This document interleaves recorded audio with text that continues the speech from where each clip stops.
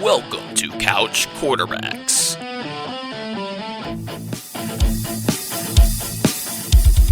How's it going, guys? Welcome to the Couch Quarterbacks. We have just finished a super wild card weekend. You know, Roach, real quickly, I just want to say, all right, you think the NFL is going to do that thing? You know how we can't call it the Ooper Dole? they're gonna like copyright it, so we can't say it. Yeah, we're gonna have to call it like the big wild card, like the end of the week. Find the poor man's version of it, but hopefully not, because I mean I just love the name, the Super Wild Card Weekend. So yes, and today's show we're going to be recapping those games as well as looking forward to the divisional round coming up this weekend. And Roach, let me just stay off the bat that we maybe had one or two good games this entire weekend. There was a couple close games, and then the rest of the games were pretty much blowouts, which, I mean, I guess you can kind of expect from a first round of playoffs, but yeah, I was kind of hoping for maybe a couple closer contests. But we did have a couple games go down to the wire, and let's hop right into it in our first game from last weekend, and this was one of the close games, and that was the Bengals beating the Raiders 26-19. The Bengals getting their first playoff win since 1991, Stein. Yeah, that is awesome. One of the longest playoff win droughts in the NFL. I think it might have been the longest. I'm not sure on that. I think it was the longest in like the four obviously major we have sports. we have the Lions and the Jags and teams like the Jags did make it to the AFC Championship with Game. the boat. Forget about that. But the Bengals finally able to get it done. Zach Taylor, Joe Burrow, Joe Mixon, and Jamar all get it done. And really, for this game, you know, the story was Joe Burrow. Mm-hmm. Also, CJ Uzomah was awesome in this game. Yeah, I remember talking about him. A touchdown. Yeah, I remember talking about him in the kind of the preview. Jamar Chase continued to do Jamar Chase things. 9 for 116. Didn't get a touchdown, but was just getting open when he needed to. It was just a bunch of chunk gains, like 20, 30-yard catches. And a couple controversial calls in the game. They actually came out and said Jerome Boger, the head official in this game, isn't going to be reffing any more games in the I heard this the entire ref grouping was not going to be able to officiate any more games. Well, and what I thought was weird because they like switch it up during the playoffs. So during the regular season, they have like your same crew that travels wherever it may be all season. But I think because of like service time and stuff, you can't have some of those guys reffing in the playoffs. So because of that, you have the lead official, and most of the guys that he works with, he's never worked with before. So you wonder if that's what leads to like an increase in penalties called or something like that. Yeah. But whatever it is, he's not going to be reffing the lead official in any more games for the postseason. But the controversial touchdown call, there was a broken play where it almost looked like Joe was kind of rolling out to the right, didn't really find someone, and then finally throws it to the back of the end zone where a receiving Tyler Boyd was there who caught it wide open, where I forgot who the guy on coverage was. I think it was Trevon Moring from TCU. Kind of stopped because there was a whistle right before he ended up catching the ball. Apparently they thought that Joe Burrow, when he was rolling out, stepped out of bounds before he threw the pass. They even reviewed it. But like I said, the whistle was like right before, and so like the ruling on that is if there's an apparent whistle, like an incidental whistle, then you're supposed to replay the down. Play dead. Yeah. And so that's what the Raiders were arguing. Like I said, it was something where I think he would have called the touchdown anyway, where it wouldn't have mattered. But if you're going like by the rule book, then it should have been something that was replayed. I mean, I don't think America's really super mad at this. I mean, if you're a Raiders fan, I could see it, but most people wanted. Probably the biggest thing is just because it ended up being 26-19, so a one touchdown game. So you think it's like, oh, if they take that touchdown off the board, because it made it 20-6 at that point in the ball game. So it's like, well, if you hold them to a field goal, then it still probably wouldn't have mattered anyway. So it's just something that because it finished a one possession game, I think it has more talk than really it should have. Yeah, I mean, I will say though, a lot of people wanted the Bengals to win, and you know, I mean, the Raiders are also a good feel-good story, but if this was like the Patriots or somehow the Buccaneers or something, and this happened to them, then we would be laughing at this. Yeah. But you know, or like the Cowboys when we talk about exactly apparent ref ball. But let's give props to the Raiders, a team that was, by all accounts, shouldn't have been in the playoffs. Everyone kind of wrote them off. All the distractions and everything. Yeah, with them. They were really carried by Derek Carr, by Darren Waller, a good run game that developed, and then Hunter Renfrow, kind of the unsung hero. Really, the team showed up, but they had a chance to win it in the end, Stein. I mean, they had a spotlight first was just a little big, though. Yeah, they had a 1st and goal from the 9-yard line with 30 seconds left. They ended up spiking the ball on 1st and goal after getting that first down, which a lot of people are kind of like, do you really want to waste it down in that situation? Maybe just let a couple more seconds go off the clock. Because after that, you had 2 incompletions, then you had an interception on a pass that, even if I think it was Zay Jones was the intended receiver, even if he caught the ball, it was at the 1 or 2 yard line anyway, so he wouldn't have gone into the end zone. So a lot of people were kind of like, maybe just burn a couple more seconds and then actually run a play on first down so you have one more play. But like you said, overall, a Raiders team that really wasn't supposed to be there ended up being the 5 seed, the first wild card team in the playoffs. Lucked out into that position. We all know what happened the week prior. Yeah, hopefully Bisaccia will get that interim tag pulled off of him. Yeah, guys really coached well for them, and also we for the past couple of years the defense has been the downfall of the Raiders, and I would say that was the downfall in this game as they let Joe really go off and let him get it to his guys. So that's kind of how they lost it. And as a result, the Monday afterwards, Mike Mayock, the GM, was officially fired. He'll go back to making his mock drafts. Yeah, he'll go right back into television when he came in. He came in 2018, the same time as Gruden. Everyone knows all the different questionable draft picks that they made with Alex Leatherwood. Yeah, Henry Ruggs. Yeah, you got Henry Ruggs, who's not even on the team anymore. Cleveland Farrell. A couple of questionable trades as well. They pretty much shipped off their whole offensive line this past offseason, a couple of Pro Bowlers. Khalil Mack, getting rid of Khalil Mack as well. And just they got that draft capital. They just went their own way in terms of looking at the draft stock of players and a lot of whiffs in terms of their drafting. So they'll be in the search for a new GM, but like I said, hopefully it doesn't affect Rich Bisaccia too much, and maybe he'll be able to stay the head coach of the Raiders, because obviously he did lead this team that was pretty much in the dumps back into the playoffs. Yeah, so just, good. The Raiders probably going to take a step back next year, whereas the Bengals have the next game against the Titans, which we'll get into when we preview the games in a little bit. But guys, let's get to the next game. In the almost near perfect game, I don't know how you can describe it. Yeah, you really can't describe it any other way. Yeah. That's the Buffalo Bills just beating down their rival New England Patriots 47-17. The Bills, there's all sorts of firsts in the postseason for them in this, but just a stellar performance with having touchdowns on all 7 of their drives. You take their last drive of the ball game was when they just took knees to bleed out the clock. Yeah, but Josh Allen, close to perfect as he can get, 21-25, 308, 5 touchdowns. Had more touchdowns than incompletions. Also beating him with his legs, 6 for 66, Roach, again. And that makes him the first postseason quarterback with 300-plus passing yards combined with 5 passing touchdowns and 60-plus rushing yards. I mean, this is the complete package from the new style quarterback that we've seen in the NFL. Yeah, that's what we wondered if the weather would come into play. Obviously, it wasn't going to be the high wind conditions that we had in the first meeting in Buffalo. But yes, very cold. It was single digits in terms of the temperature, and then it went down into the negatives when you add in the wind chill. But obviously that didn't bother the Bills' offense. Josh Allen, you already said the stats with how good he was, and just them getting really whatever they wanted. And this is a great Patriots defense. He just absolutely carved them up. And it started off with that first touchdown to Dawson Knox, where it looked like he was throwing it out of bounds, through the back of the end zone. And then Dawson Knox just jumps up in the back and is able to get the 2 feet down. And ever since then, once they got off to the hot start, the Patriots, the only way that they were winning this game is if they had another low scoring, the win type game. But once they got out early, it was pretty much said and done after that. Yeah, I mean, this is a team that has been bullied by the Patriots for years. I think I heard a stat today that said that in the Brady era, the Bills beat the Patriots 3 times. Yep, they probably beat them, I would think 3 times maybe in the past 2 seasons now, because that's 2 this season. They had to have beaten them once last season. Yeah, since three they or four won the times. division then too. 3 or 4 times in the past 2 years. And, everything has just been Josh Allen, and he's going to continue to. But he also has a good supporting cast around him. We saw Devin Singletary kind of starting to contribute with the run game. Another good game from him. He's been 4 or 5 of their last games. Finally having a running game. That was always the downfall is besides Josh Allen, they have no sort of running game. So to get him involved and kind of be the lead back. And that's they always say, that's how you win the playoffs, is having a run game.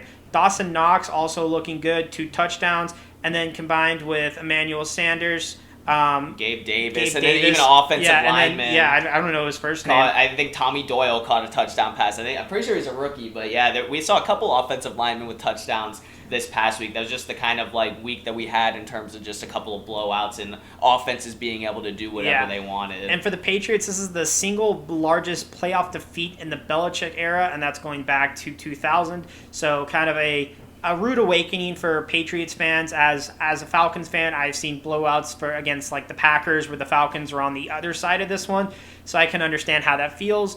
But really take solace in that at least you probably have the best rookie quarterback. I mean, Mac was decent in this game, but couldn't do enough. Like I said, when the Bills got out to an early lead, this is not the Patriots style of play with having Mac throw the ball 38 times. So he had a couple interceptions in this one. Like their whole style is just to have their running backs run the ball. If Mac throws under 20 times, then the Patriots should win. Yeah, I mean, it's cap him at about 25 passes, and that's pretty much all you want from him, especially in his rookie season. Kendrick Bourne had a couple of garbage time touchdowns, but when you look at the team rushing, which is usually the Patriots' bread and butter, 20 carries for 89 yards compared to the Bills rushing 29 carries for 174 yards and 2 touchdowns. So the Bills really playing Patriots ball, and the Patriots now, after missing the playoffs last season, now one and done in this postseason. So 2 kind of unsuccessful seasons in the post Tom Brady era now for Bill Belichick. Yeah, this is gonna be another feather in the cap of the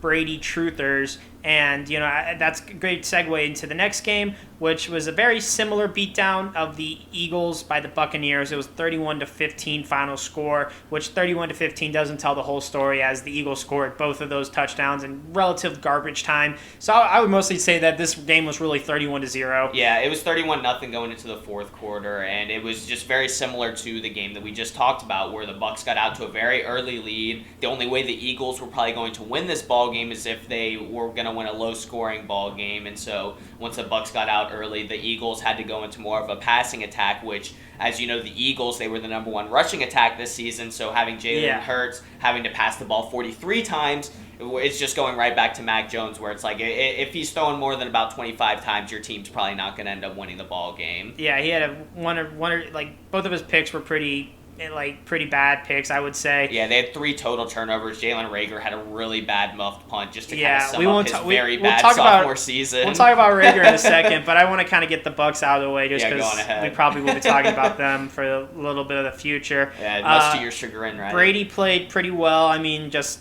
typical Brady, about 270 yards with 2 touchdowns. Was sacked 4 times, which is interesting. 3 different offensive linemen got hurt in the game. Yeah, I think guys like Marpet, Tristan Wirfs got hurt. Ryan Jensen, their center, got all banged those up guys as well. getting banged up. So their offensive line is going to be the big issue going forward, because those guys are kind of listed questionable now for the game against the Packers. Yeah, the Rams. And remember, no Fournette. He wasn't designated to. He wasn't activated off IR. You're already missing Godwin. They're banged up at the receiving core. So this is a team that's kind of getting thinner and thinner, and might be probably have the biggest injury issues, I would say, of the teams remaining now going into next week. Yeah. And in the running back, we saw also Ronald Jones was out for this game too. Yeah. So Keyshawn Vaughn and Giovanni Bernard. Giovanni Bernard, more the pass-catching back, did have 44 yards on the ground with a touchdown, but 5 catches for 39. And then Keyshawn Vaughn was the main workhorse with 17 carries for 53 yards and a touchdown.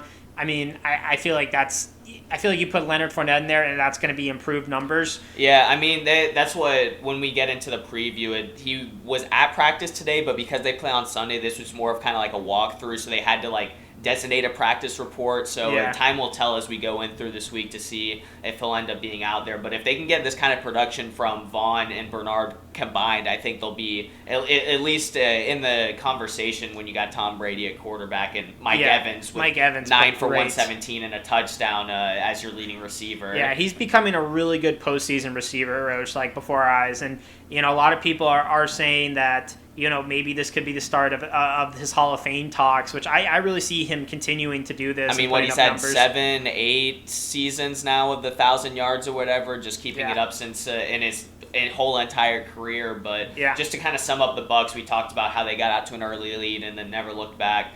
So in the Bucs, the first quarter, they ran 25 plays compared to the Eagles 8. They outgained the Eagles 137 yards to 17 yards, and they had 11 first downs compared to the Eagles' 1 first down. So that just kind of shows how they just got out early and often and just kind of coasted to the finish line after that. I mean, it's the Bucs' great run defense against pretty much the only thing the Eagles can do is run, and then they were forced to pass, and they were just uncomfortable passing. I think the Eagles played scared. I think they looked scared to me personally.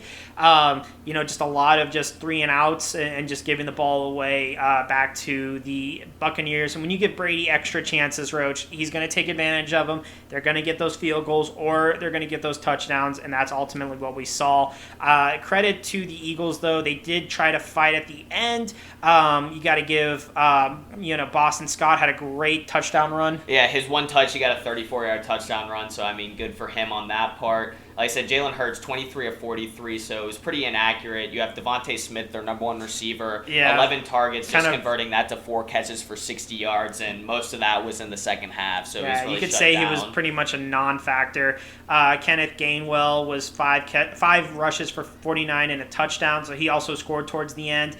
Also, Dallas Goedert, 6 for 92, was the leading receiver. And then, of course, we got to give a shout-out to Jalen Reagor. Everyone's heard it, that Justin Jefferson was the pick right after Reagor. I called Reagor that he wasn't going to be very good. Big 12 receivers have not worked out in very many cases. I think one of the best parts about it, this was something that either I forgot about it or I hadn't seen it before, but when you go into the war room of there's a video that came out of the war room of the Vikings when they see that the Eagles chose Jalen Reagor, you see Mike Zimmer laughing, and he's like, oh yeah, well this is an obvious choice, we're taking Justin Jefferson, because they had fully intended that they were going to end up taking Justin Jefferson there, but it just kind of falls in line with the Eagles' woes in terms of drafting wide receivers. Devontae Smith, at least, kind of a little bit of a difference. If they take Jefferson, they probably don't draft Smith, but imagine a Jefferson-Smith, two-headed monster. That would be awesome. Yeah, I mean, Justin Jefferson is, besides Jamar Chase, the other LSU wide receiver, is probably the best young wide receiver Poor in the Terrace league. Marshall on the Panthers. Just guy couldn't get out of his he was own. a healthy scratch for the second half of this season. But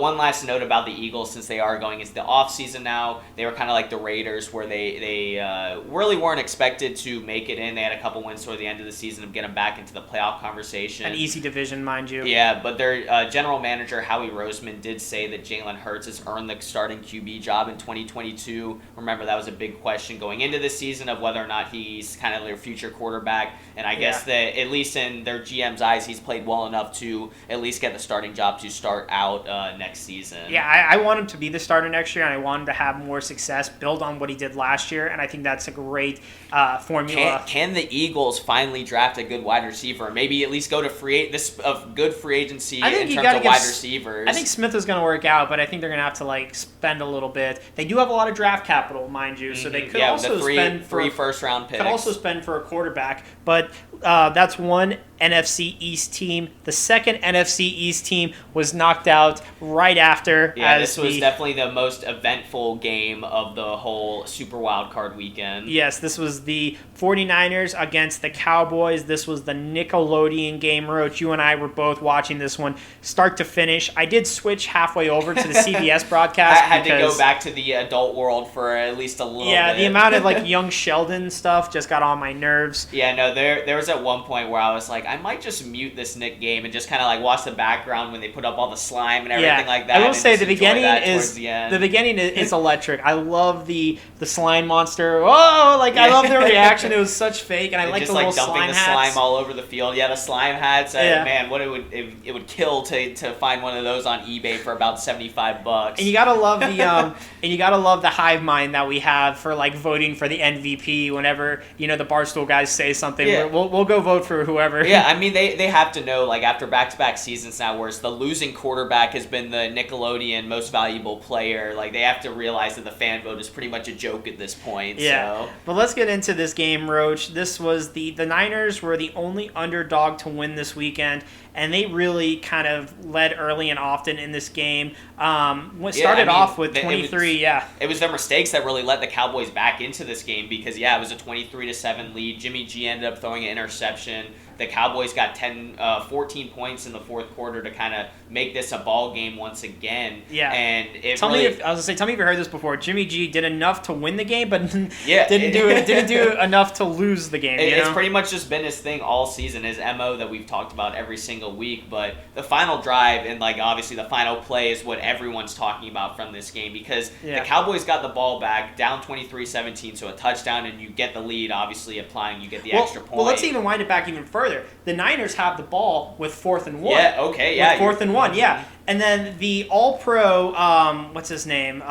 He's a tackle. The guy who got all the money. Oh, DeMarcus Lawrence. No, Trent Williams. Williams. Yes. Trent Williams, of all people, the highest paid offensive lineman in the NFL, jumps or had a false start, moved their 4th down from 4th and 1 to 4th and 5. Yeah, so on the play before, we'll even go even farther before that, but Deebo Samuel got he was originally had gotten the first down, and then they end up challenging it or reviewing it. They move the ball back about 6 inches. He misses it. The picture of him going that much. So then they have the 4th down. And yes, they move Trent Williams from the left side of the line to the right side of the line. And when they snap it, he's not fully down in his 3-point stance. He's still going down. So I guess in terms of that, it's either an illegal shift or false start. I think they call it a false start on it. Procedural. Yeah. So instead of going for it on the 4th and inches where they ended up getting the first down, they end up punting it away on 4th and 6. That leads to the final drive by Dallas. Yeah. Where the first couple plays, great play calls. Quick outs right to the sidelines. Yeah, they had that first little hook and ladder play where Cedric Wilson was going across the middle, then dumps it to CeeDee Lamb, and they get an extra 10 yards. There was a quick dump off to Tony Pollard.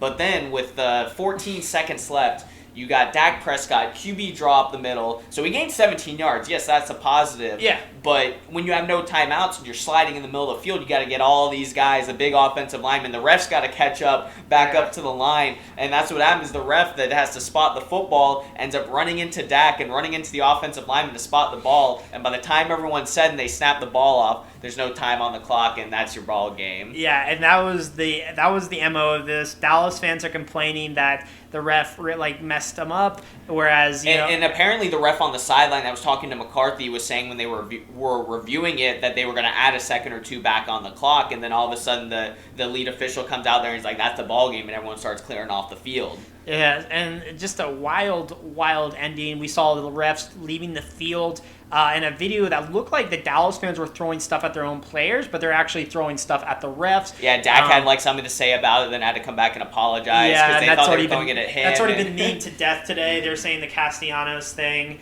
Yeah. McCarthy was mean to death with the Nickelodeon stuff. It was just not a good scenario for the Cowboys. It's just it's a great play call if you have a timeout, but to you were doing everything so great, running the sideline, stopping the clock and all that. With 14 seconds, you can't do a QB draw because everyone's on the sideline. So we got 17 yards because everyone's just spread out on these two sides here. If you're going to run that, Dak needed to slide about 5 seconds earlier. Yeah, I was to say he needed to get earlier. You could get, I don't know where they were when they could have tried that.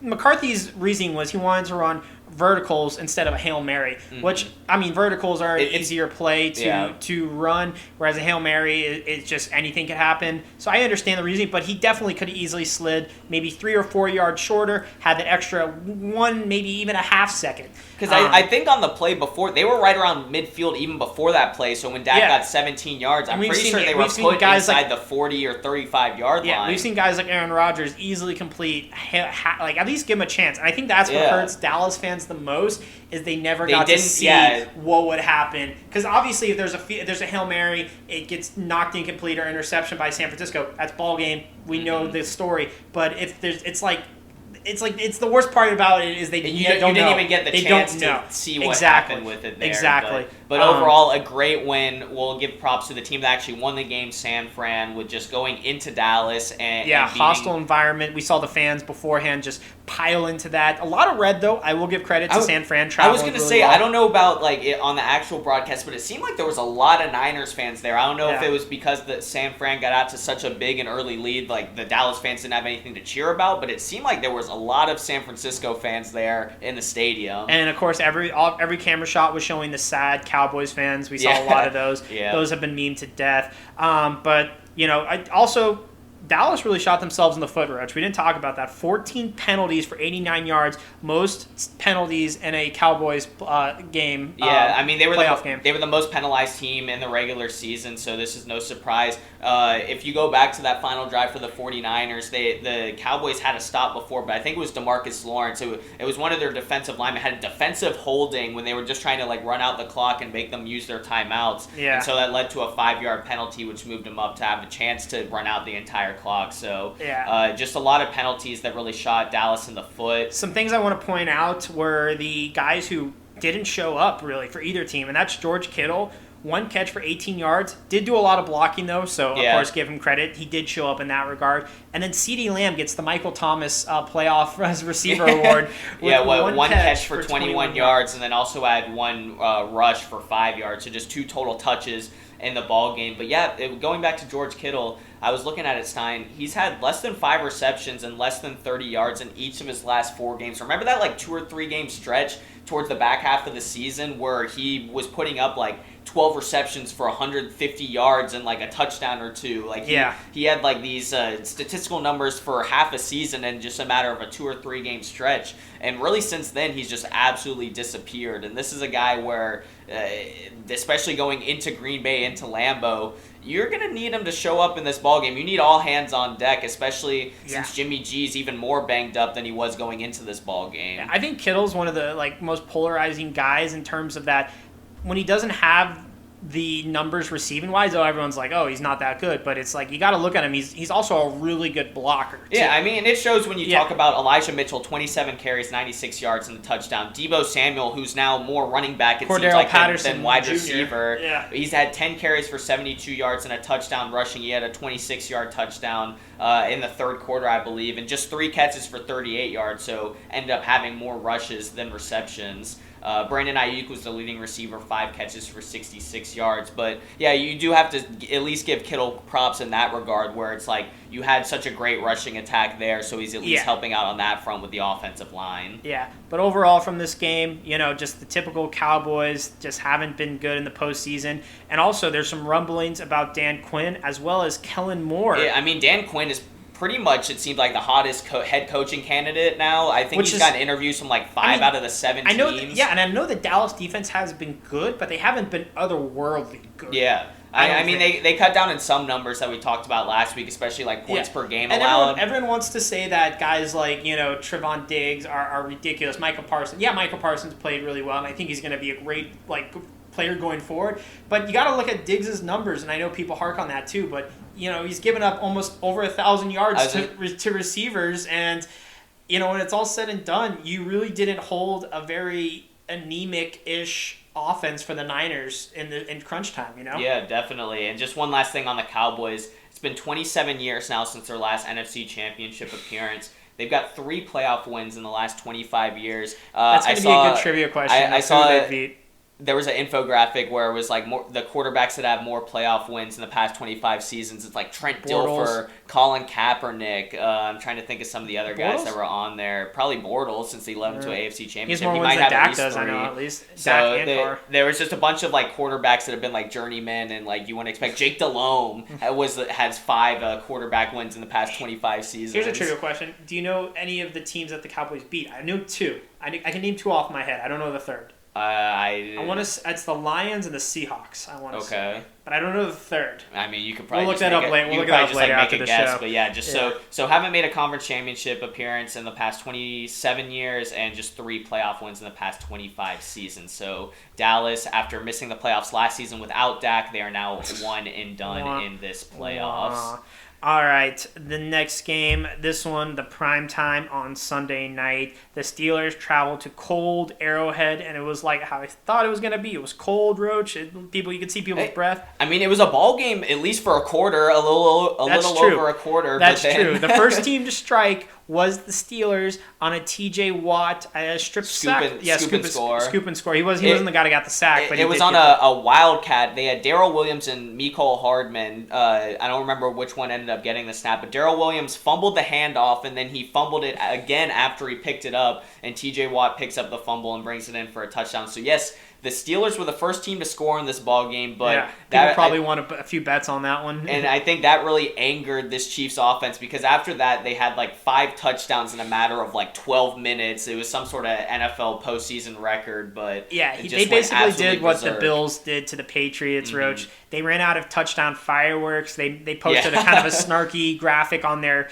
Jumbotron saying like take up the complaints with the service department or whatever. I thought that was funny. Yeah. And that's the second time they've done that. I feel like that's happened before to the Chiefs. So. I think that happened in that Rams game from like that classic barn burner like a few years ago. Sunday night or Monday night football game. Yeah, where it was like 49-48 final score. Yeah. Mahomes was Josh Allen like, or Josh Allen was Mahomes like. Honestly, give or take. Vice 30 versa. For 39, 404 yards, 5 touchdowns with a interception being his lone blemish. Yeah, tip pass interception.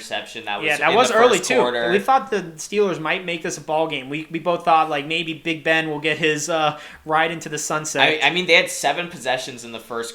Just going to the Steelers real quick, they had 7 possessions in the first half, and they punted on every single one. They didn't even get into Chiefs territory. Hey, my boy Presley was active. That's good. A couple of Georgia Tech special teamers on both sides. Yeah, I hope they took a good picture of those two. Yeah, probably did. But Travis Kelce was the number 1 receiver, 5 catches for 108 yards and a touchdown, and he even got into the passing game, a 2-yard passing touchdown to Byron Pringle. So Darrell Williams was pretty much benched after that fumble, but it didn't end up mattering because Jerick McKinnon, who had number 1 on the Chiefs. Yeah, he had been hurt throughout most of his career, hurt throughout most of the season as well with the Chiefs. 12 carries for 61 yards rushing, 6 catches for 81 yards, and a touchdown receiving. So no Clyde Edwards-Helaire, really no Darrell Williams, who only played 8 snaps in this ball game, and it ended up not mattering. The Chiefs just plug and play any sort of skill position guy, and it seems like it doesn't matter in this high-powered offense. Jet McKinnon, is going to be the guy for the Chiefs going forward, I think, because he is the. Is he going to be the next like playoff running back? Like we had playoff Lenny, and then we had playoff Damian for the Chiefs 2 years ago. I think he's going to be their guy. I think he's going to be their guy, Rich. Tyreek doing Tyreek things with 5 for 57 and a touchdown. Byron Pringle had 2 touchdowns. And then the offensive lineman, Nick Allegretti. Was that Kelce who threw it to him? Or no, that was Mahomes that threw it to him. It was Tyreek Hill originally got into the end zone, then they ruled him like 6 inches short. So they had Nick Allegretti in there as an eligible receiver, and he just kind of like whipped T.J. Watt down and got wide open, and then everyone just went absolutely crazy when he scored that touchdown. Love that. Yeah, a team that shouldn't have been there in the Steelers. Like Roach said, 7 punts in the first half alone on the first 7 possessions. Big Ben, 29 of 44. That's such a Big Ben for only 215 pass yards. That's such a Big Ben stat line. I should have looked up his stat line of just the first half alone because obviously playing catch-up and the Chiefs playing soft coverage when they actually got their 2 touchdowns. They're going to dish out underneath. His stats look a lot better, but I mean, like I said, the stat line doesn't really show how bad he ended up playing in this game. Yeah, Najee with a really bad game. 12 carries for 29 yards. And his first fumble, which is really interesting. I mean, we talked about it last week, how he had just been like the absolute workhorse for this team. Had like over 300 carries and was 2nd or 3rd in the league in terms of running back targets. So all sorts of touches, but hadn't fumbled at all this season. And he had his first fumble loss. Will probably be a stalwart going forward for the Steelers. And they can just get him a decent offensive line and a decent quarterback. Yeah.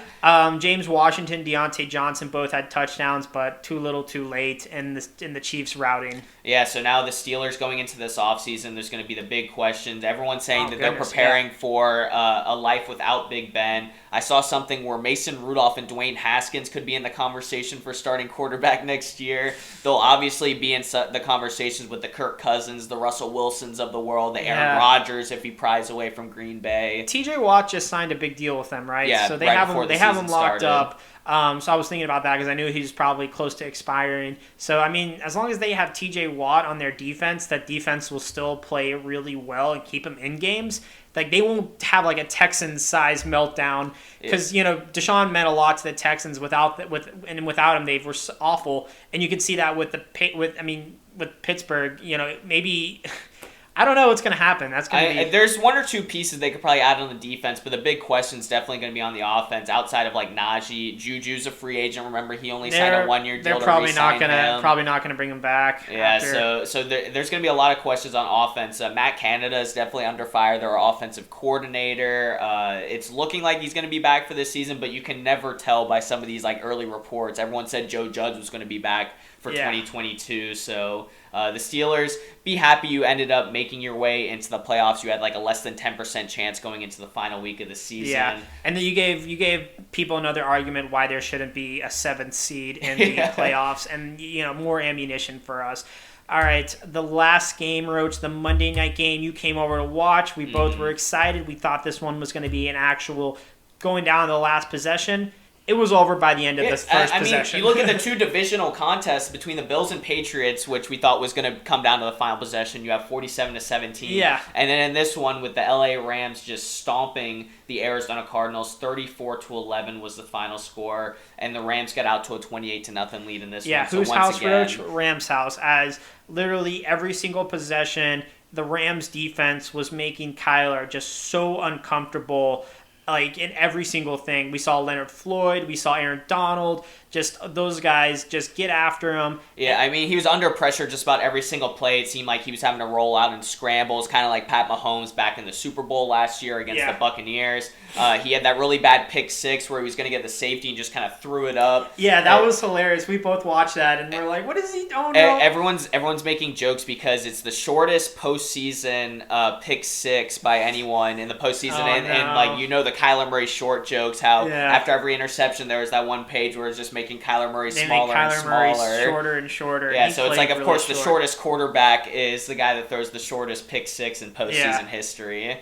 I mean, I love Kyler, and I want to see him do well, but this was just a game that we want to forget. He just had, it almost looked like there's just so many missed possessions, and you could see his body language when he came off. He was just sighing and looking I don't know what it is, if it was just like the kind of Cliff Kingsbury curse of the second half of the season, because like remember the Cardinals were 7-0 team and then finished out. Yeah, the hottest team in football. Defense was playing good. Yeah, just kind of limped into the playoffs besides that win against the Cowboys week 17, but it seemed like he must have really missed DeAndre Hopkins, but I think even if you have him in this game, like it doesn't make a difference. That's just how good the Rams defense was and how much they made him panic in the pocket. Yeah, I mean, we thought this Cardinals team would put up a good fight. They're having J.J. Watt come back. They had a good running game, James Conner and Edmonds. So, and Christian Kirk wasn't playing bad, and Bateman wasn't playing bad either. I mean, not Bateman. Rondale Moore. I get my Rookie, Big Ten. I get my Big receivers. Ten receivers mixed up. Moore and Bateman from Purdue and Minnesota. So we just thought it would give them a good chance, a fighting chance at that. And after this game, Roach, I've heard rumblings of getting rid of Kingsbury. I mean, like I said, it was the same thing last season. They started out 6-2. They finished 8-8. Everyone's seen the stat of even going back to Texas Tech, where it could be a little biased, and but just the second half of his seasons where he hasn't put up the same numbers as the hot starts that he's gotten out to. So I think you at least give him another season, like get a healthy DeAndre Hopkins back, get all your guys healthy. Even Connor. This is still a relatively young team. Yeah, Connor and Edmonds were both banged up going into this game. You have J.J. Watt back for the first time in half a season. He got hurt back like I say relatively young, but they have J.J. Watt and A.J. Green. I mean, they're newfound success. I saw something about A.J. Green because remember he spent his entire career with the Bengals. It's like he spent like a 9-year career with the Bengals, and then he leaves and goes to the Cardinals. And who is it? The Cardinals lose in the first round, while the Bengals get their first playoff win in 31 seasons. Yeah, I mean the Cardinals have had success in the playoffs, making it to NFC Championship games before. But just for them, and also shout out to Budda Baker. Yeah, he was released from the hospital yesterday or Monday, I believe. And he said he's doing good, so that's good. Like that was definitely a very scary injury. Scary it was getting after chippy the play too. Things were getting really chippy. Yeah, you saw Aaron Donald. If you go back, it almost looked like he was trying to choke out whatever offensive lineman. I think DJ Humphries for the Cardinals. Cam Akers was getting into it with some guys. Yeah, because that's what Cam Akers was the one that put the hit on Budda Baker, and he was saying that he didn't, because he did like the little short thing and kind of like stepped over him, but he was saying he didn't realize that like he was hurt that bad after it happened. So it was definitely a very chippy game between two teams that it was their third meeting of the season that definitely know each other. But going to the Rams side, for Matthew Stafford, I mean, this has got to be a great win for him just to finally get that monkey off his back. Yeah, first playoff win for Stafford in a 13-year career with maybe barely any appearances with the Lions. And for a win, this stat line I think is surprising. 13 of 17 for 202. Did get 3 touchdowns, including 1 rush for himself. But just when you have 13 completions and you win a game, that's so crazy. And when you win a game by 20-plus points when you're ahead by 4 touchdowns. And, I mean, Cooper Kupp's stat line, 5 for 61 and touchdowns. It's not like a bad stat line, but... A bad cup line? He really didn't do much in this ball game. Like, for probably about half the game, he only had 1 or 2 catches. His touchdown was in the second half. He had a couple catches in the third and fourth quarters of this ball game. So yeah, and this is...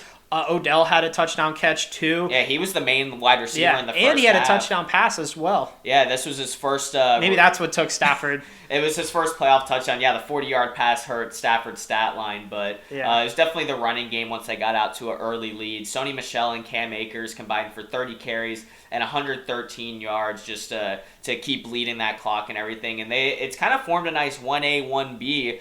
Cam Akers obviously coming back from that Achilles injury way sooner than everyone expected. Yeah. Sony Michel wasn't on the team to start the season. The Achilles injury became the new ACL, whereas ACLs you can probably be back within 3 or 4 months at the fastest, maybe 6. I don't know. I might be. I mean, yeah. Technology's getting better. I was gonna say both those injuries should be at least like a 9-month recovery. Achilles is a year for most people. It should be a year.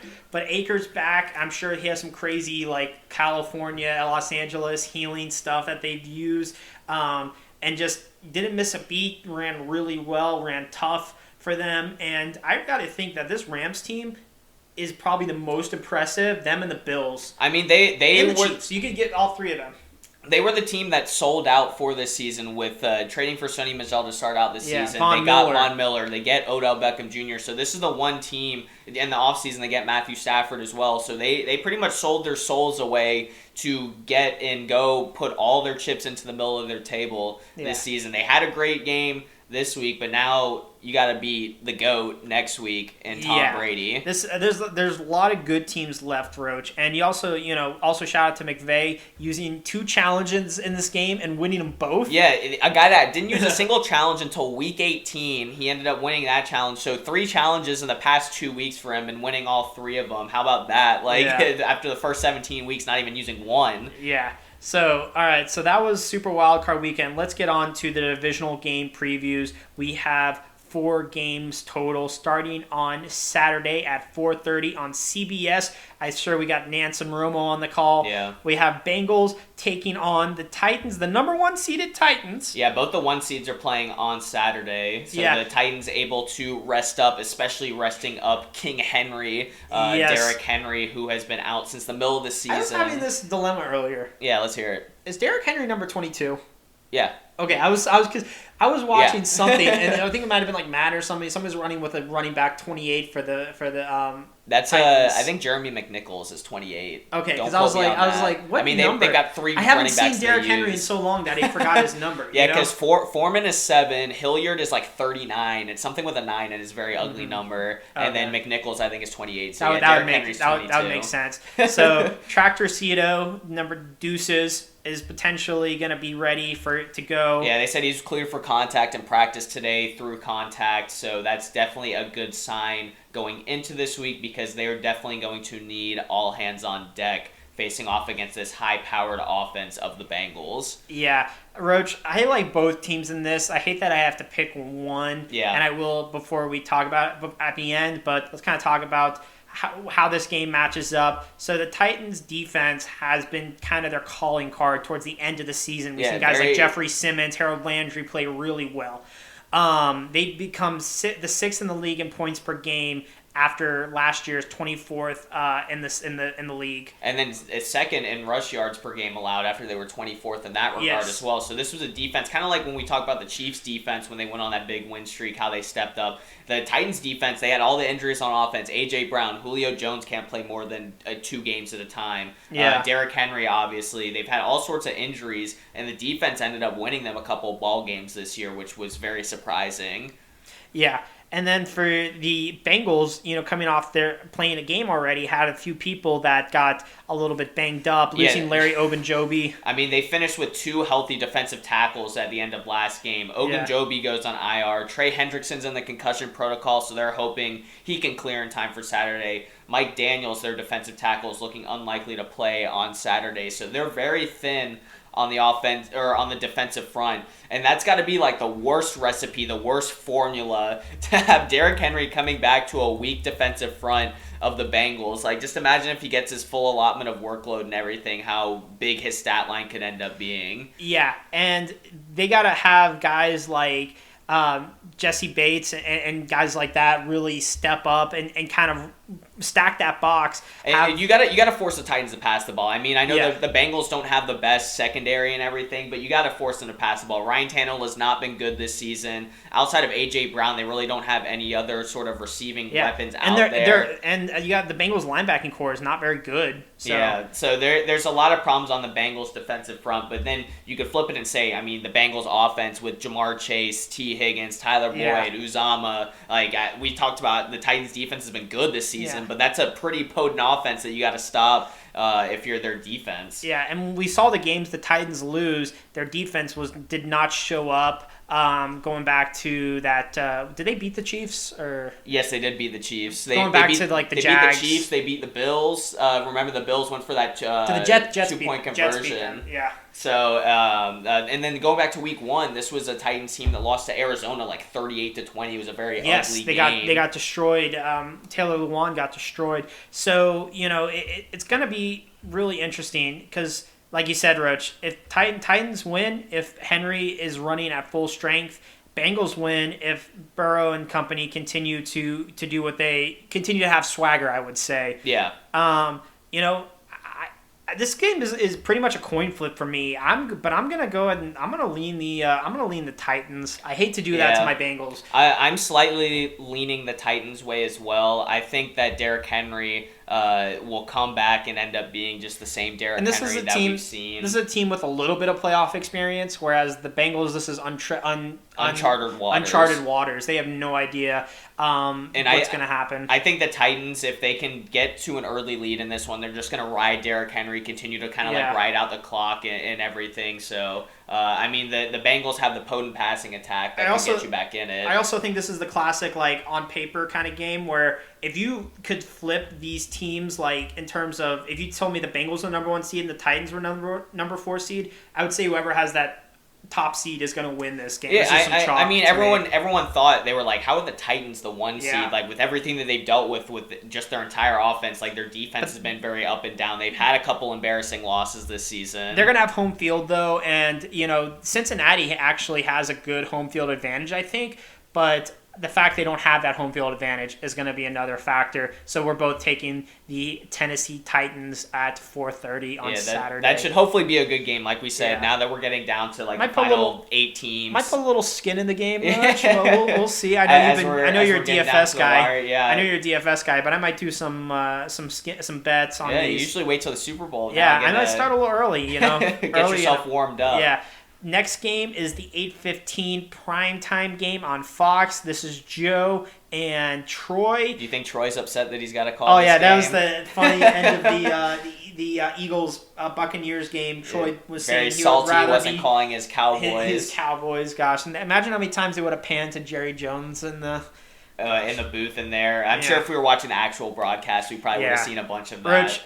The Niners come into Lambeau. It's a night game. The temperature is expected to be below 20. I mean, you know the Packers at home in a primetime game. We've talked about it all season. The Packers are undefeated, 8-0 at home this season, playing in the night game. The weather's supposed to be in the teens. There's supposed to be a slight wind chill as well, so kind of similar temperatures to the Buffalo game from last week. Yeah. I mean, this just has everything. A California team having to come all the way over to do this. Like, it's just all kind of lining up for Green Bay. I'm sure they stayed in Dallas and just went up to Green Bay, or Milwaukee, I guess, for the game, because I don't think they probably went home. But this is Green Bay's game to win, or to lose, I should say. Mm-hmm. They have everything going in their favor. I feel like Green Bay does better at nighttime because the playoff games they've had in the past that they've lost have been like day games. Yeah, I mean, that's what we talk about is like their primetime games. It seems like they always do well in those. I was kind of surprised to see that during the Aaron Rodgers era that they're 5-3 in home playoff games. I guess a couple of those are NFC Championship games. And I feel like those 3 losses have been like afternoon or like the 4:30. Well, we were at the one of them with the Falcons, obviously. In the NFC and I'm Championship pretty sure that game. was an afternoon game. I think you're right. I mean, it was at least in a dome, so it's like trapping. And last year's game against Tampa Bay, the NFC Championship game, was an afternoon game because the prime time was the Chiefs, Chiefs Bills. See, there you go. So this is definitely a game that it seems like it's lining up the Packers' way. The Packers are a 6-point favorite. That's the biggest line that we have going into this weekend. The game that we just talked about with the Titans and Bengals, that's the only 2 teams that hadn't met yet this season. This was a matchup back in week 3. I don't know if you remember this time, if you go all the way back in the memory bank, but the Packers had a big lead in this one, like 21-7, and then the 49ers end up coming back. Kyle Juszczyk gets a touchdown, 28-27 lead with like 30 seconds left, and Aaron Rodgers, like 6 plays, 42 yards, and 30 seconds to I do remember get a memes where they're like, you left too much time for Rodgers in this game. So, the Aaron Rodgers and company, well-rested, whereas the Niners, not well-rested because they... very banged up. Yes, Jimmy G, slight shoulder sprain, which should be able to play through, but... that could be an issue. Maybe we could see a Trey Lance sighting. He's already playing through a thumb sprain, so that's also in his throwing shoulder. Guys gets injured every year. Yeah, I mean, he was limited in practice on Tuesday, so all signs are pointing to him playing, but obviously he's not going to be the main factor. Yeah. It's going to be the running attack with Elijah Mitchell and Debo and company. We saw Fred Warner go out in that Cowboys game with an ankle injury. Said he'll be good to go, but he was limited, so that could also be some slowness there. Joey Bosa with a concussion. Or Nick Bosa, yeah. One of the Bosas. Nick Bosa with a concussion protocol. So once again, kind of like Trey Hendrickson, just got to get through the protocol to get cleared by Saturday night. And then also another defensive lineman, Jordan Willis, dealing with an ankle injury. Neither of them practice on Tuesday, so could be missing potentially 3 guys on their defense against Aaron Rodgers and company on offense. That would definitely not be a recipe for success for the 49ers. Yeah, for the Packers, David Bakhtiari did not practice with a knee injury Tuesday. I mean, he's been out pretty much all season. I think really he's played in maybe 1 game, so if they get him back, that's kind of just like gravy on top for the Packers. Yeah. Rodgers and Aaron Jones also full participants, even though they both were a little bit shaky. Yeah, Rodgers has been dealing with his COVID toe, and then Aaron Jones didn't play in Week 18, in a meaningless Week 18 game. He's been dealing with a knee injury, so plenty of time for him to heal up with not playing in that game and then having the bye as well. So the Packers are going to be pretty much at 100%. I saw that Randall Cobb and Marquez Valdes-Scantling are both practicing, so they should be playing, so he should have all of his receivers too. Mm-hmm. So it's just, like I said, everything is lining up very well for the Packers in this one. Packers win if their offense kind of clicks. I honestly think if they win if they score first, because that gets the crowd into it, and this crowd's not going to let even though the Niners seem to travel well, I feel like the Packers travel even better. Oh yeah, especially playing like I said, it's just like Lambeau at home, nighttime. Yeah, having even more of a home field advantage. Niners win if really there's some boneheaded mistakes by the play calling. If Aaron Rodgers has a Week 1 performance against the Saints, that Buccaneers performance, where the defense.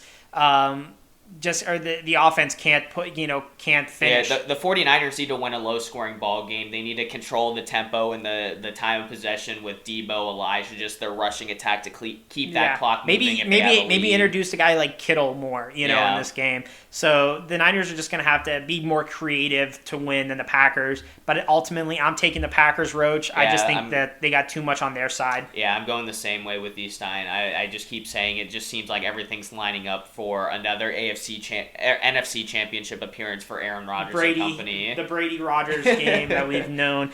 Which is a segue to the Sunday games, which is 3 p.m. Sunday. I always thought it's weird how they stagger that. Yeah, on NBC. We'll have Al and Chris calling that one, I assume. Yeah, and it'll be the 4-seeded Rams taking on the 2-seeded Bucs. The Bucs a 3-point favorite at home, and both teams coming off of great victories in the wild card weekend. Both teams really firing on all cylinders offensively and defensively. Yes, and this is a meeting that's happened before, and Rams were pretty good in this game, winning it 34-24, and also in Week 3. Flashback. All the meetings were very early. Like these two were Week 3, and then the Bills-Chiefs was a Week 5 matchup. Yeah, Stafford was ridiculous in that game. 4 touchdowns. I'm pretty sure Cooper Kupp had a lot in that one as well. He had a great game. Deshaun Jackson was actually their leading receiver because he's he not caught even a 75-yard touchdown. Not even on that roster anymore. I'm sure Odell Beckham is an improvement. Yeah. Brady 2 touchdowns in that game and only had 14 yards, which is good for their leading rusher. Yeah, he only had 1 passing touchdown, so one of them was a rushing touchdown. But yeah, Ronald Jones and Leonard Fournette and company both did not play well. It just was a very bad game for the Bucs as they were down, I think, 31-13 at one point in this ball game. It ended up being a blowout. They made the score closer than the game ended up being. But like we mentioned with the Bucs, is that they're probably the most banged up team remaining. Besides, we just talked about the 49ers, and I mean, they got Leonard Fournette with a hamstring who's questionable. Yeah. You got the offensive line that's banged up. Tristan Wirfs is being labeled as a game-time decision. He hasn't missed a snap in either of his first 2 seasons. Wow. Their center, Ryan Jansen, has been banged up as well. And then there was one other offensive lineman that also got banged up. I think, like you said, Marquette, maybe. Yeah. So, I mean, everyone on their offensive line has been good. So if they're missing those guys and having new guys kind of fill those They had roles. only had 2 different offensive line combinations so far this season. That was the best in the league. They had between Wirfs and one other, their offensive lineman hadn't missed a snap all year. Yeah, so that's going to be definitely things to look out for the Buccaneers. Defensively, though, even though they had injuries all season, they've still played really well. That's honestly what's kind of come back to full strength when you got Shaq Barrett, Levante David were both back last week. Yeah, Carlton Davis. Still some injuries in the secondary, but yeah, that's honestly healthier than the offense when you talk about the guys that we just did and then the wide receivers that they'll be missing as well. Yeah, for the Rams, Andrew Whitworth, the ageless veteran, had an ankle and knee problem.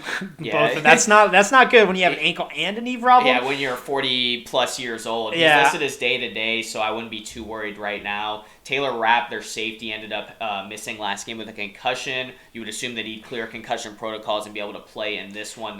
Combine him with Weddle. Yeah. Even though Weddle really didn't do much, he didn't really have to. Yeah, that's true. And then also their linebacker, Ernest Jones, who's been on IR with an ankle injury. He has a chance to come off, so another guy that just could be an addition to their defense just to try and stop Tom Brady. Yeah.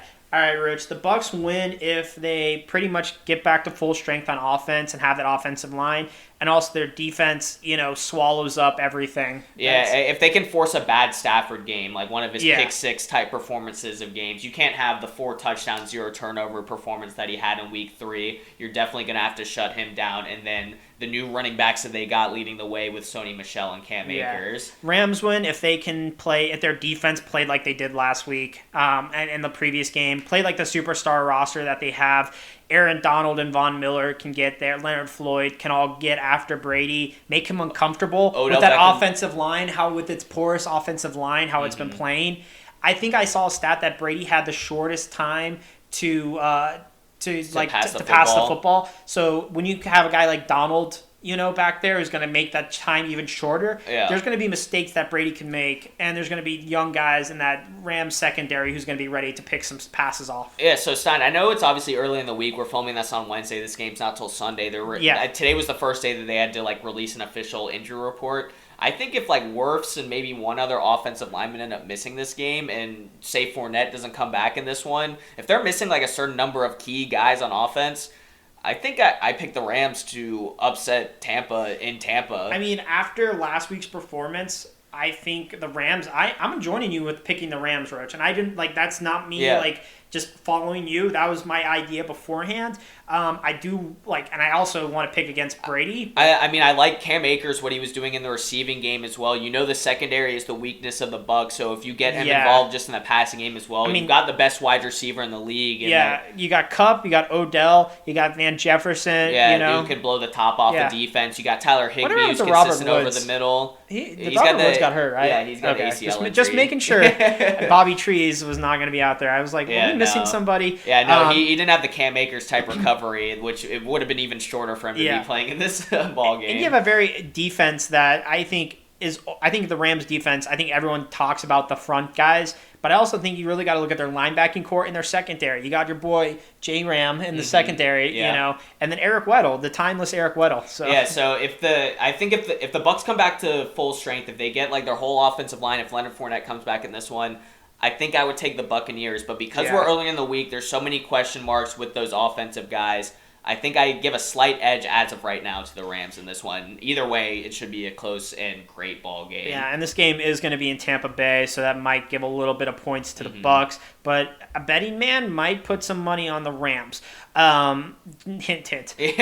All right, the last game on Sunday, the nightcap, the 6:30. I don't like how a game starts at 6:30. This is going to be probably a 7 o'clock start, let's be honest. Oh, yeah. And they label it 6:30, but kickoff will be about 6:52. Yeah. And that is the AFC Championship rematch from last season. Also on CBS, so CBS lucked out getting 2 games. It is the 3-seeded Bills facing off against the 2-seeded Chiefs. Chiefs 2-point favorite at home, and I think everyone kind of wishes, even though you got the Titans and Bengals, like 2 fun teams to watch, I think everyone wishes that this was the AFC Championship game once again this season. Yeah, with the way both of their offenses played last weekend. I mean, the performances that Josh Allen and Pat Mahomes put up it's combined. Not fair because the winner of this game is probably going to win the AFC. Yeah, I mean, the previous meeting, you go back to Week 5, the Bills won this one 38-20. It's kind of deceiving because this was back when the Chiefs weren't the Chiefs that we have now. That they actually fell to 2-3 with the loss in this ball game, and the Bills improved to 4-1. We know the Bills kind of struggled towards the middle of the season. In that ball game, Josh Allen had over 300 pass yards. He had 60 rush yards and 4 total touchdowns. Whereas the Chiefs, Mahomes had 3 turnovers, and they had 4 total turnovers in the ball game, including a pick 6, I believe. So the Bills' defense played really well. Josh Allen and company playing really well, whereas that was the Chiefs when they were turning over the ball on offense and didn't have the good defense that they had in the second half of the season. Jackson Mahomes was dancing, and in the end zone. Before he got banned from the stadium. Yeah, right? I wish. This game is going to be in Kansas City, another night game in Kansas City, which is really kind of turning to me into like the Lambeau of the AFC. You know, it's cold, it's loud there, and road teams, it is hard to win. Chiefs are favored by 2 right now. That could shift. We could see some stuff come out with injuries. Right now, nothing too significant. Chiefs are missing Clyde Edwards-Helaire and Darrell Williams, both of them banged up. Edwards-Helaire is more doubtful, right? Whereas Williams is more Edwards-Helaire hasn't played the past couple weeks. Darrell Williams only played 8 snaps, just been dealing with a nagging toe injury since Week 18. Like we said, if playoff Jarek plays like he did in the wild card round, then maybe it won't be as much of a factor. But definitely the running back position is their big question mark. Besides that, they had a cornerback, Rashad Fenton, who ended up missing last game with a back injury. He ended up going inactive right before the game started. On the Bills side, the only injury that they had in their last game was Mario Addison, a defensive end, with a shoulder injury. He's considered day-to-day, so the Bills themselves are relatively healthy going into this ball game. Yeah, Bills really have all their bullets. I mean, Tre'Davious White out for the entire season. Yeah. That would have been awesome to have in this game. For a game where everyone's going to have to be taking double duty on defense. And that goes also for the Chiefs on defense. You know, this is both teams. This game, I don't know what the over-under is, but I'm sure this is like a 60 or something. I would pick the over. I don't care how high they set it. If they set 100 points, I'll be like, all right, they know something that I don't. Pick the over in this one. Exactly. I would take the over in this one, Rich. I might look at some bets, and this might be a really good bet to take because both defenses we've seen struggle. Obviously, the Bills losing games against the Jags and other games, and then we've seen the Chiefs, at the beginning of the season, really struggle. Defenses played better as of late, but still, they haven't faced a charged up Bills. I was going to say, it was a lot of, their defense played well against a lot of mid-tier to sub-tier quarterbacks. Exactly. You're not facing off against Josh Allen, probably one of the top 3 to 5 quarterbacks in the league. Yeah, Teddy Bridgewater, Derek Carr, those kind of guys. Yeah, so I think this is going to be a very great, high-scoring, high-octane game that everyone's going to be looking for. It'll be a nice little, bow on top to finish out the whole uniform divisional matchups. round. Red and white for both teams. Just going to be a great matchup. I don't want to pick a team, but ultimately, before we say how each team can win, I'm gonna go with my gut and just stick with the Chiefs. You got to stick with a team that's done it before. Yeah, I want the Bills to win, but I think the Chiefs are going to. Yeah, the Chiefs, even though they're the 2 seed, like going into this playoffs, I think they were definitely seen as like the team to beat in this matchup, especially since they're the Super Bowl champion 2 years ago, and then the incumbent from the AFC from last season. So they're definitely the team sitting on top of the throne right now. But Stein, I'm kind of leaning towards them getting dethroned in this one. I don't know what it is. You think the Bills have enough? Yeah, I just like the Bills in this ball game. I don't know why. I think, like you said, just kind of going with your gut feeling that just they have. If you're talking about comparable offenses, I think it could come down to just one last defensive stop, and I would take the Bills' defense over the Chiefs' defense in that scenario. I can't even a lot of these games I kind of predict what the last 5 minutes are going to look like. Yeah. I feel like this game, it's like a complete crapshoot. I have no idea what the last 5 minutes are going to look like. This could be a 42-28 shit stomping, or it could be a 36-30, 3.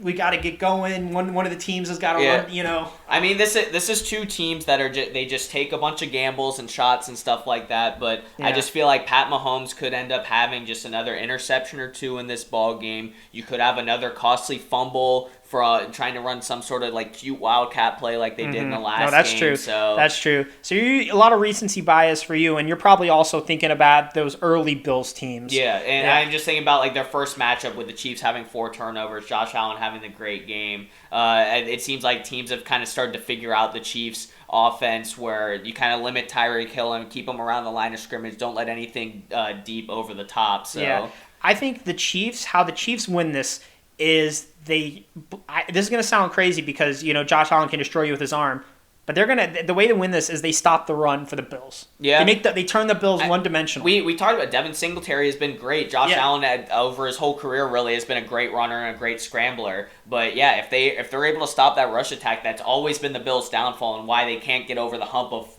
beating the Chiefs in the playoffs. Yeah. So if the Chiefs once again shut that down, I could definitely see the Chiefs winning this ball game in that way. Bills win if they catch the deflections, because there's going to be a lot of hard passes roached. We always know Patrick Mahomes is good for 1 or 2 deflected, balls throughout each half. Mm-hmm. So I could see some, ones that are going to hit the cornerback's hands and fall to the turf. If they could hold on to those and force those turnovers, that I see them winning. But as it stands right now, I'm a Chiefs guy. Yeah, it's that. Like I said, it's definitely going to be probably the best game of the weekend, at least on paper. And so it'll be nice to have that as your Sunday night game just to finish off another great weekend of football. But anyways, guys, that's going to do it for another episode of the Couch Quarterbacks fun podcast. Episode today. Yeah, very fun. I appreciate you guys for tuning in. Be sure to like this video, subscribe to the YouTube channel, and follow us on Instagram at The Couch Quarterbacks. For Andrew Roachford, my co-host Ben Steinberg right here,